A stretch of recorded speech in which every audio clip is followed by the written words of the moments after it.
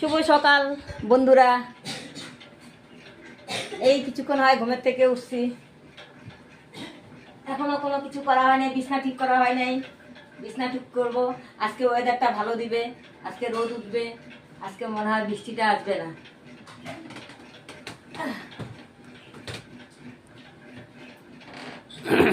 যে যেখান থেকে ভিডিওটা দেখতেছো আশা করি ভালো, তোমরা সকলেই ভালো আছো, আমরাও ভালো আছি।